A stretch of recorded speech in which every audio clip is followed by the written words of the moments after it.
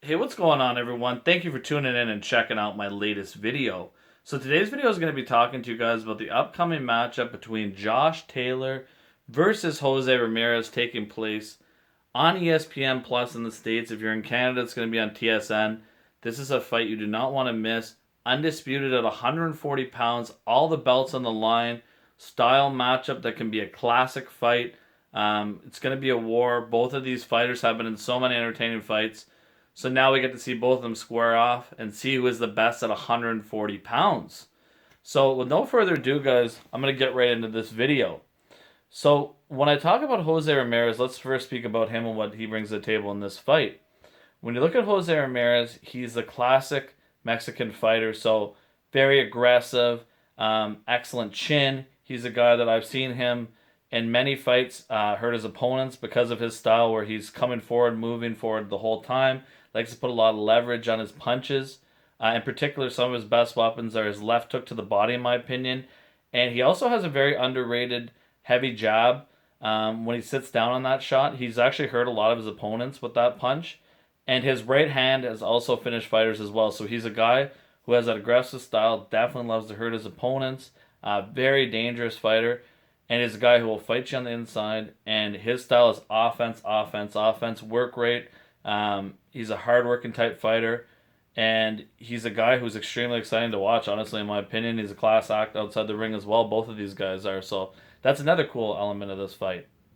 Now, when you look at Josh Taylor and what he brings to the table in this matchup, Josh Taylor has excellent balance, excellent footwork. When you also look at Taylor as well, he's a fighter who is a vicious body puncher. So he'll throw left hooks to the body, right hooks to the body.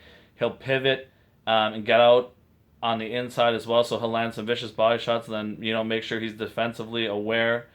And that leads me to my next point. Something really cool when you watch Josh Taylor fight is defensively he gives you a lot of different looks. So sometimes he'll slip shots. And another method he uses his lead hand and he'll back up and he'll counter punch you as well.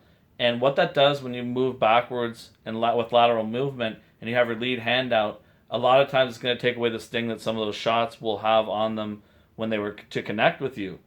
Also, the really cool thing that Taylor does is when he goes to find the inside, or he thinks that it's going to become an in-close type of encounter, he'll actually crouch down and change his defensive positioning to avoid body shots and some uppercuts and things like that would happen on the inside. So that's just really high-level awareness to have all these different defensive maneuvers that you can implement as a fighter. And also, not to mention, Taylor can counter off his back foot as well. Look at the O'Hara Davies fight and some of the work he was doing in that regard. So these are guys just are both extremely skilled. Now, when I look at advantages in this fight, guys, let's first start off with some advantages that I think, in my opinion, that Ramirez would have in this fight. So Jose Ramirez, I think, in my opinion, he has a better work rate of the two fighters. He's also with the vastly more experienced trainer. Probably has the better sparring partners with guys like Virgil Ortiz present. You got Mikey Garcia in the building. Robert Garcia just has so many fighters to name. There's just tons of guys, and he's an experienced coach. He has so many connections in the boxing world. So I'm sure he's getting some great sparring. And Robert Garcia's been in all the big moments. He's been there with Maidana versus Floyd. He's been there with Mikey in big fights. So this is not new to him at all, right? To have this kind of experience. Now, when we look at another factor that I think Jose Ramirez has in this fight, if it was to end with one shot, I think Jose Ramirez might have the edge in that one-shot power, in my opinion, just ever so slightly.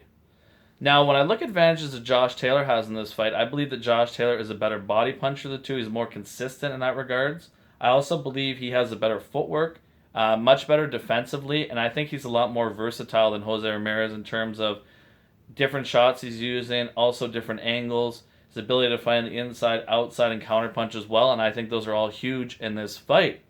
Now, getting back to sort of the experience in the Josh Taylor corner, right? Because for this fight, he's working with Ben Davidson. They have one previous fight together, and a lot of people are kind of worried about that aspect, but I have to tell you, one of Ben's things is he's a student of the game, and a lot of people have said this about him. Even when you look at Tyson Fury, he said he left Ben because Ben wanted Fury to be more defensive for the Deontay Wilder fight and take less risks.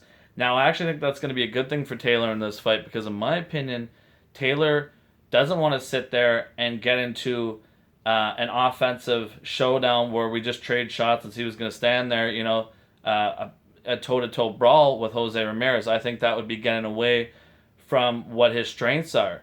And that's where a guy like Ben Davidson, who does brilliant breakdowns on BT Sport, that's what he's going to be preaching in the corner of Taylor, and they have a great relationship. So I actually think this is going to be a good thing for Taylor to have that voice in his corner for this fight, keeping him on track.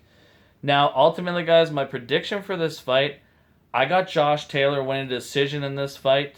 It's going to be a great fight. It's going to be a war of attrition as well. And I got Taylor winning strictly because I think he is the better fighter of these two, more versatile. And I also think that Taylor, when I look at him as a fighter, he's a guy who just has so many diverse skills that it's hard to contend with. And I also like that he's fought some aggressive type fighters in the past with good punching power like Ivan Barchiniak. Also, Regis Prograis, to name a few.